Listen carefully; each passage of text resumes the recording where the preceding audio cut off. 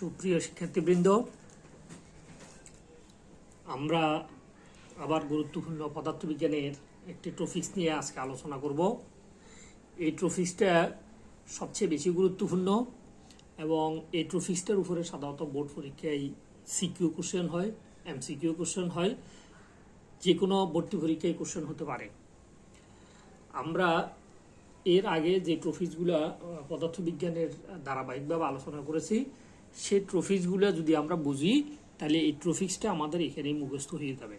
পদার্থবিজ্ঞানের সবচেয়ে গুরুত্বপূর্ণ এই টেকনিক যেটা আমরা বলি সেটা হচ্ছে ধারাবাহিকভাবে যে ক্লাসগুলো বুঝে, আগের ক্লাসগুলো যে রপ্ত করো মুখস্থ করো, পরবর্তী ক্লাসের পর ক্লাসে শিখে হয়ে যায়। শিক্ষার্থী বন্ধুরা, তোমরা যদি এই ক্লাসটা মনোযোগ সহকারে দেখো এবং বুঝার চেষ্টা করো তাহলে দেখবা তোমার এই ক্লাসটা এখানে শেষ হয়ে যাবে। বাসায় তোমাকে আর খুব বেশি কষ্ট করতে হবে না। তো আমরা আজকে আলোচনা করব পদার্থবিজ্ঞান দ্বিতীয় পত্রের তাপগতিবিদ্যার একটা গুরুত্বপূর্ণ টপিক, সমষ্ণ প্রক্রিয়ায় কৃত কাজের হিসাব। তো সমষ্ণ প্রক্রিয়ায় কৃত কাজ আমরা হিসাব করার জন্য আমরা সব সময় এই অধ্যায়ের মধ্যে বলে থাকি যে আমাদেরকে একটা সিস্টেম বিবেচনা করতে হবে। এইখানেও ঠিক তাই, আমাদেরকে একটা সিস্টেম বিবেচনা করতে হবে। আমাদের এই সিস্টেমটা যেটা আমরা বলছিলাম যে পদার্থবিজ্ঞানের সবচেয়ে গুরুত্বপূর্ণ সিস্টেম যেটা, সেটা হচ্ছে বদ্ধ সিস্টেম। দেখো এখানে আমরা একটা সিস্টেম বিবেচনা করছি। দেখো এটা একটা বদ্ধ সিস্টেম। কি কারণে? কারণ এই সিস্টেমটার এই দেয়াল, এই দেয়াল, এই দেয়াল, তিন দেয়াল হচ্ছে তাপের কি অন্তরক। শুধুমাত্র নিচের এই দেয়ালটা হচ্ছে তাপের পরিবাহক। এখন আমরা এরকম একটা বদ্ধ সিস্টেম কল্পনা করে এই সিস্টেমের মধ্যে আমরা কিছু পরিমাণে গ্যাস নিই। এখন কতটুকু গ্যাস নেব সেটা নির্ভর করবে আমি যেরকম বিবেচনা করি ধরবো সেরকমই। ধরো আমি কিছু পরিমাণে গ্যাস নিই, বললাম গ্যাসের পরিমাণ হচ্ছে এনমোল, অর্থাৎ এনমোল গ্যাস এই সিস্টেমের ভিতরে আমি রাখছি। তো এই সিস্টেমের ভিতরে যখন আমি পিস্টন দ্বারা কিছু গ্যাসকে আবদ্ধ রাখবো তখন গ্যাসের একটা চাপ থাকবে, গ্যাসের একটা আয়তন থাকবে, গ্যাসের একটা তাপমাত্রা থাকবে, যেগুলোকে আমরা আগেই নাম দিয়েছিলাম তাপগতীয় চলক। এখন এই সিস্টেমটা সমষ্ণ প্রক্রিয়া। এবার আমাদেরকে জানতে হবে আসলে সমষ্ণ প্রক্রিয়াটা কি। সমষ্ণ উষ্ণ মানে উষ্ণতা বা তাপমাত্রা। তার মানে অর্থাৎ আমরা এমন একটা সিস্টেম বিবেচনা করছি যেই সিস্টেমের মধ্যে তাপমাত্রা আমরা স্থির রাখবো, অর্থাৎ তাপমাত্রার কোনো পরিবর্তন হবে না। তাহলে আমরা সমষ্ণ প্রক্রিয়ার সংজ্ঞাটা দিই এইটার সাথে, আমাদের সংজ্ঞার সাথে ওই যে আমরা বললাম পদার্থবিজ্ঞানের ডেফিনেশনগুলো তার কাজের সাথে, সংজ্ঞার সাথে, নামের সাথে সম্পর্কিত একবার হুবহু। তাহলে সমষ্ণ মানে উষ্ণতার পরিবর্তন হবে না। উষ্ণতা মানে কি? তাপমাত্রা পরিবর্তন হবে না। অর্থাৎ আমরা বলতে পারি তাপগতীয় যে প্রক্রিয়ায় সিস্টেমে তাপমাত্রার কোনো পরিবর্তন হবে না, অর্থাৎ সিস্টেমের বাকি সব কিছু পরিবর্তন হবে কিন্তু তাপমাত্রাকে আমরা পরিবর্তন হতে দেব না। যদি না দিয়ে কোনো সিস্টেম আমরা তৈরি করি তখন ওই সিস্টেমকে আমরা নাম দিছি সমষ্ণ প্রক্রিয়া সিস্টেম। তার মানে তাপগতীয় যে প্রক্রিয়ায় সিস্টেমের তাপমাত্রা কোনো পরিবর্তন হয় না তাকে সমষ্ণ প্রক্রিয়া বলে। এটা হচ্ছে তার ডেফিনেশন। এটা মুখস্থ মনে রাখে, একেবারে সিম্পল কাজ। অর্থাৎ তাপমাত্রা পরিবর্তন হবে না, তাপমাত্রা পরিবর্তন যদি না হয় তখন সেটাকে আমরা সমষ্ণ প্রক্রিয়া বলি। এখন এই সমষ্ণ প্রক্রিয়ায় আমরা কৃত কাজ হিসাব করতে হলে আমাদেরকে ঠিক আগের ফরাগুলো একটু জানতে হবে যে যেহেতু এই সিস্টেমটাতে আমরা তাপমাত্রার পরিবর্তন হতে দিই নাই, তাপমাত্রাকে স্থির রাখছি, অর্থাৎ আমরা সিস্টেমে ডিকিউ পরিমাণের তাপ দিলাম, তাপ দিয়ে সিস্টেমটাকে ধীরে ধীরে প্রসারিত হতে দিই যাতে সিস্টেমের তাপমাত্রার কোনো পরিবর্তন না হয়। অর্থাৎ তাপমাত্রা স্থির আছে কিন্তু সিস্টেমটা ধীরে ধীরে প্রসারিত হয়েছে। প্রসারিত হওয়ার কারণে তার চাপের পরিবর্তন হয়েছে, আয়তনও পরিবর্তন হয়েছে। তো এই চাপের পরিবর্তন যদি আমি বলি তাহলে ডিভি, আর যদি আমি বলি চাপের পরিবর্তন যদি না ধরি তাহলে চাপ স্থির থাকবে। এখন আমরা যদি তাপমাত্রা স্থির রেখে সিস্টেমটিকে প্রসারিত হতে দিই, ধরলাম সিস্টেমের আয়তন পরিবর্তন হয়েছে ডিবি। অর্থাৎ আমরা সিস্টেমকে যে প্রসারিত হতে দিছি সে প্রসারণের কারণে সিস্টেমের আয়তন পরিবর্তন হয়েছে ডিবি। আয়তনের এই পরিবর্তনের কারণে তাপমাত্রা যদি আমরা স্থির রাখি, যেহেতু সমষ্ণ প্রক্রিয়া, তাহলে তাপমাত্রার কোনো পরিবর্তন হবে না, তাপমাত্রাটা কি থাকবে? স্থির থাকবে। ফলে এই আয়তনের এই পরিবর্তনের কারণে সিস্টেম একটা কি করবে? কাজ সম্পাদন করবে। আয়তনের এই পরিবর্তনের কারণে সিস্টেম তার পরিবেশের উপরে একটা কাজ সম্পাদন করবে। এখন আমরা যদি তাপমাত্রাকে স্থির না রেখে প্রসারিত হতে দিই তাহলে তাপমাত্রারও পরিবর্তন হবে, তাপমাত্রা পরিবর্তন হলে সিস্টেমের অন্তঃস্থ শক্তির পরিবর্তন হবে। তাহলে তোমাকে কথার সিকোয়েন্সগুলো বুঝতে হবে। সিকোয়েন্স যদি তুমি ভালোভাবে বুঝো তাহলে তুমি পুরো ফরাটাই বুঝবা। যেমন আমরা বলছি যদি আমি তাপমাত্রাকে স্থির রাখি তাহলে তাপমাত্রা পরিবর্তন হবে না। আবার আমি যদি বলি ডিকিউ আমরা তাপ দিছি, তাপ দেওয়ায় সিস্টেমে চাপের পরিবর্তন হয়েছে, আয়তনেরও পরিবর্তন হয়েছে, তাপমাত্রারও পরিবর্তন হয়েছে।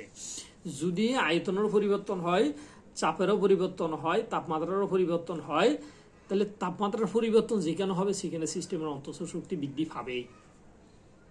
এবং সিস্টেম আয়তনের পরিবর্তনের কারণে সিস্টেম পরিবেশের উপরে একটা কাজ করবে। এখন যদি আমরা তাপগতিবিদ্যার প্রথম সূত্রের কথা কল্পনা করি তাহলে সিস্টেমে তাপমাত্রার পরিবর্তন হলে অভ্যন্তরীণ শক্তি পরিবর্তন হবে, তাপমাত্রা বৃদ্ধি পেলে অভ্যন্তরীণ শক্তি কিভাবে বৃদ্ধি পাবে। তো এখন আমরা ধরে নিলাম সিস্টেমের তাপমাত্রা পরিবর্তন হয়ে ডিটি হলে অভ্যন্তরীণ শক্তি ডি হয়েছে, ফলে সিস্টেম তার পরিবেশের উপরে ডিডব্লিউ কাজ সম্পাদন করছে, আমরা ডিকিউ তাপ সিস্টেমের মধ্যে দিছি।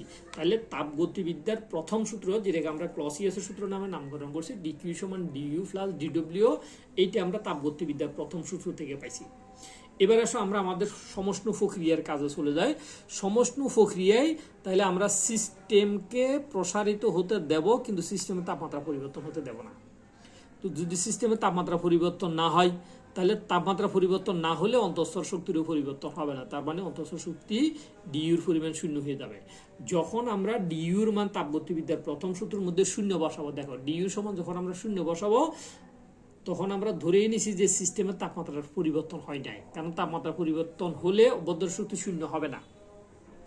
এখন তাহলে ডিইউ সমান যদি শূন্য হয় তাহলে ডিকিউ সমান ডিডব্লিউ। তাহলে আমরা এখান থেকে যে জিনিসটা বুঝি সেটা হচ্ছে সিস্টেমে আমি যে তাপ দিছি সেই তাপের পুরোটা কাজে রূপান্তর হয়েছে, তার মানে সিস্টেমের অন্তঃস্থ শক্তি বৃদ্ধিতে কোনো তাপ ব্যয় হয় নাই। তাহলে তাপগতিবিদ্যার অন্যান্য প্রক্রিয়াগুলোর সাথে যদি আমরা কম্পেয়ার করি তাহলে দেখা যাবে যে এই প্রক্রিয়াতে যেহেতু সিস্টেমের অন্তঃস্থ শক্তি বৃদ্ধিতে কোনো তাপ ব্যয় হয় নাই, পুরোটাই কাজে রূপান্তর হয়েছে, তাহলে মানে এই তিন প্রক্রিয়া অন্যান্য প্রক্রিয়াগুলোর মধ্যে এই প্রক্রিয়াতে আমরা কাজটা একটু বেশি পাবো, কারণ আমার অন্তঃস্থ শক্তি বৃদ্ধি হয় নাই, পুরোটাই কাজে রূপান্তর হয়েছে।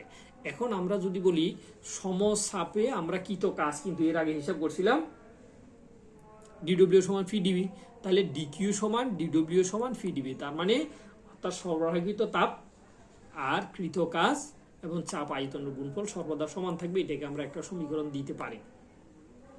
এখন এইখান থেকে যদি আমি কৃত কাজ হিসাব করতে চাই সমষ্ণ প্রক্রিয়া, এটা তো হচ্ছে আমার ক্ষুদ্র ক্ষুদ্র আয়তনের ডিবি পরিবর্তনে কৃত কাজ ডিডব্লিউ পাইছে। এখন আমি যদি টোটাল কাজ হিসাব করতে চাই তাহলে আমাদেরকে এখানে একটু কাজ করতে হবে, যেটা পদার্থবিজ্ঞান প্রথম পত্র থেকে আমাদেরকে একটু ধারণা নিতে হবে। কারণ পদার্থবিজ্ঞান প্রথম পত্রে আদর্শ গ্যাসের সমীকরণের মধ্যে আমরা পড়ে আসছিলাম যে এন মোল গ্যাস বিবেচনা করলে, অর্থাৎ আমরা যদি এন মোল গ্যাস এখানে আসে আগেই বিবেচনা করছি, যদি এন মোল গ্যাস বিবেচনা করি তাহলে এন মোল গ্যাসের জন্য আদর্শ গ্যাসের একটা সমীকরণ আছে যেটা আমরা জানি ফিবি সমান এন আর টি। এন মান 1 হলে এটি হবে 1 মোল গ্যাসের জন্য। তো এখন আমরা এই ফি এর মানটা যদি আমরা এই সমীকরণ থেকে বের করি, ফি সমান N R T divide by V, এই ফি এর মান N R T divide by V, এটা আমরা 1 নং সমীকরণের মধ্যে এবার বসালাম।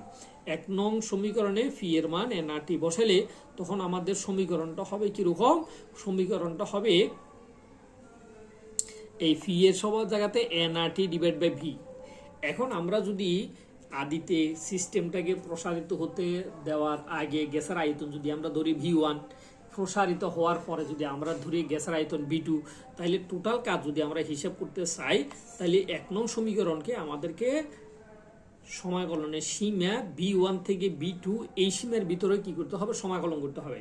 তাহলে 1 নং সমীকরণকে 1 নংকে ভি1 থেকে ভি2 এই সীমার মধ্যে সমাকলন করে আমরা পাই, সমাকলন করলে কি পাবো, ইন্টিগ্রেশনের ডিডব্লিউ সমান ফি ডিবি। তো এই ফি এর মান N R T divide by V, এই ফি এর মানটা আমরা এখানে আনি বসাইলাম। এই ফি এর জায়গাতে দেখো এন আর টি, এই ফি এর মান আমরা বসাইছি, তোমরা ভালো করে একটু দেখো ফি এর মানে দেখো ফি, এই ফি এর মান এই যে এখানে আমরা পাইছি N R T divide by V, এই ফি এর মানটা আমরা এই জায়গাতে ফি এর জায়গাতে আনি N R T divide by V আমরা বসালাম।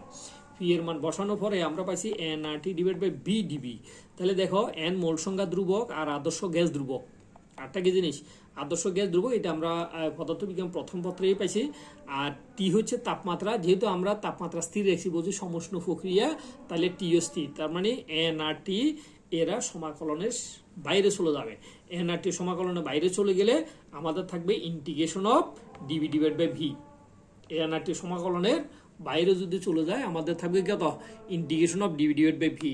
তো আমরা জানি integration of d x divide by x, এটার একটা সূত্র আমরা পাইছি লন এক্স বা এলএন এক্স, এলএন এক্স। তাহলে integration of d v divide by v, এটার নাম মান পাবো আমরা এলএন ভি। এরপরে সমাকলন যেহেতু আমরা করে ফেলছি, তাহলে সমাকলনের মানটাকে থার্ড ব্র্যাকেট দিয়ে বসাইতে হবে, আপার লিমিট লোয়ার লিমিট। তাহলে আপার লিমিট উপরে বসাবো, লোয়ার লিমিট নিচে বসাবো। এখন যদি আমরা মান বসাই, লনের মান ভি এর লন ln V, ln V, V এর মান আপার লিমিট ভি টু করবো, এলএন ভি টু মাইনাস, মাঝখানে একটা মাইনাস চিহ্ন থাকবে, যদিও এখানে আমরা লাইনটা দেখাই নাই, কারণ আমরা এইটা না দেখলেও আমরা বুঝি যে এলএন ভি, ভি এর মান v two minus LN v one, তার মানে upper limit minus lower limit, অর্থাৎ লন ভি টু মাইনাস লন ভি ওয়ান। তো আমরা জানি লনের বিয়োগ লনের ভাগ, এই জন্য আমরা সেটাকে সরাসরি এন আর টি লন ভি টু ডিভাইড বাই কত ভি ওয়ান, লনের বিয়োগ লনের ভাগ হিসাবে আমরা কি করছি, লিখে ফেলছি ডিরেক্ট। এখন এন আর টি লন V two divide by V one, এটা হচ্ছে আমার সমস্যা প্রক্রিয়ায় কৃত কাজের পরিমাণ। তো এখন আমরা জানি সমস্যা প্রক্রিয়ার সরবরাহিত তাপ আর কৃত কাজ পরস্পর কি সমান। তাহলে সরবরাহিত তাপ যদি কিউ হয়, তাহলে আমার কৃত কাজ যদি ডব্লিউ হয়, তাহলে ডব্লিউ সমান কিউ সমান এন আর টি লন V two divide by V one. এখন এই থেকে যদি আমরা সমষ্ণ প্রক্রিয়ার ক্ষেত্রে আমরা জানি চাপ আয়তনের গুণফল সর্বদা সমান, অর্থাৎ ফি ওয়ান বি ওয়ান সমান ফি টু বি টু। তাহলে যেহেতু চাপ আয়তন পরস্পর ব্যস্তানুপাতিক, তাহলে আমরা লিখতে পারি এই v two divide by v ওয়ানের জায়গাতে আমরা চাইলে এটাও লিখতে পারি phi one divide by phi two. তো phi one divide by phi two লিখলে লন phi two divide by phi one, phi one divide by phi two. এখন এইটাকে যদি আমরা একটা লেখচিত্রের সাহায্যে দেখাতে চাই যে সমষ্ণ প্রক্রিয়ায় কৃত কাজটা আমরা একটা লেখচিত্রের সাহায্যে দেখাতে চাই, দেখো এখানে আমরা সমষ্ণ প্রক্রিয়ার একটা লেখ অঙ্কন করছি। অর্থাৎ কোনো একটা সময়ে গ্যাসের চাপ ছিল ফি ওয়ান, আয়তন ছিল বি ওয়ান। এরপরে গ্যাসের ধরো সেই বিন্দুকে আমরা নাম দিছি এ একটা বিন্দু, এই বিন্দুতে গ্যাসের চাপ ছিল ফি ওয়ান, আয়তন ছিল বি ওয়ান।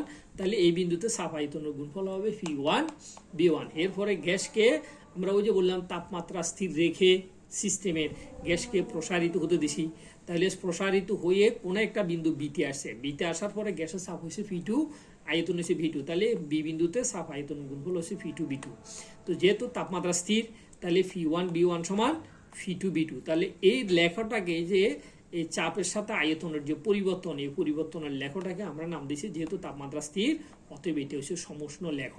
এই লেখটা এটিকে দেখলে আমরা দেখি যে আয়তাকার অধিবৃত্ত, ঠিক আমরা কি বলতে পারি, আয়তাকার অধিবৃত্ত, অথবা আমরা বলতে পারি হাইপারবোলা। তো এখন দেখো এই বিন্দু থেকে আমরা যদি ফি এ ওয়াই অক্ষের উপরে একটা লম্ব আঁকি, সেটা ফি ওয়ান। আবার এই বিন্দু থেকে যদি আমরা এক্স অক্ষের উপরে লম্ব আঁকি, সেটা হচ্ছে বি ওয়ান। তাহলে এই বিন্দুতে আয়তন হচ্ছে বি ওয়ান আর চাপ হচ্ছে ফি ওয়ান। আবার বি বিন্দু থেকে ওয়াই অক্ষের উপরে লম্ব আঁকলে সেটা হচ্ছে ফি টু চাপ, আয়তন হচ্ছে কত বি টু।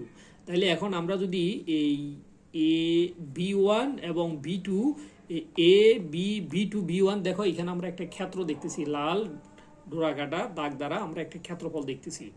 এই ক্ষেত্রফলের সমান কৃত কাজ আমার হবে, অর্থাৎ কৃত কাজ ডিডব্লিউ সমান হবে A B B two B one, এতটুকু ক্ষেত্রফলের সমান কাজ আমার সম্পাদিত হবে।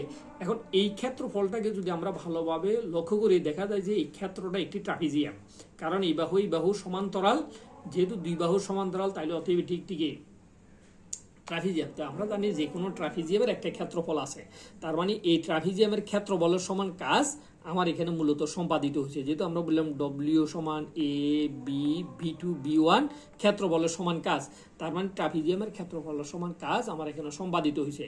তো ট্রাপিজিয়ামের ক্ষেত্রফল আমরা জানি হাফ সমান্তরাল বাহু দুইটির যোগফল গুণন কি উচ্চতা। তো এখন এখানে সমান্তরাল বাহু দুটি হচ্ছে, একটা হচ্ছে ফি ওয়ান, এটা হচ্ছে দেখো ফি ওয়ানের লেখো, এটা হচ্ছে সাব পি ওয়ান, এটা হচ্ছে সাব কত ফি টু। তাহলে সমান্তরাল বাহু দুটি হচ্ছে half phi one plus phi two গুণন উচ্চতা, উচ্চতা হচ্ছে V two minus B one. তাহলে আমরা দেখতেছি যে ট্রাপিজিয়াম ক্ষেত্রের ক্ষেত্রফল সমান কাজও যদি আমরা লেখচিত্র থেকেও যদি আমরা হিসাব করতে চাই, তাহলে আমরা পাবো half v1 plus v2 into v2 minus v1। এই সূত্র থেকেও আমরা কি করতে পারি, কাজ হিসাব করতে পারি। এই সূত্র থেকেও আমরা কাজ হিসাব করতে পারি। আবার এই ক্ষেত্রফল, এই সূত্র আর এই সূত্র একই কথা, ক্ষেত্রফলের সূত্র। তাহলে এখানে v1 হচ্ছে আদি আয়তন, v2 হচ্ছে চূড়ান্ত আয়তন। তাহলে আমরা এইখান থেকে এই সমীকরণটা এবং এই সূত্রগুলো ভালোভাবে মুখস্থ করব। যত বেশি ভালো মুখস্থ করতে পারবে, ভালো বুঝবে, সে পদার্থবিজ্ঞান তত এই বেসিক কোশ্চেনগুলো সে ধরতে পারবে। ধন্যবাদ সবাইকে, খোদা হাফেজ।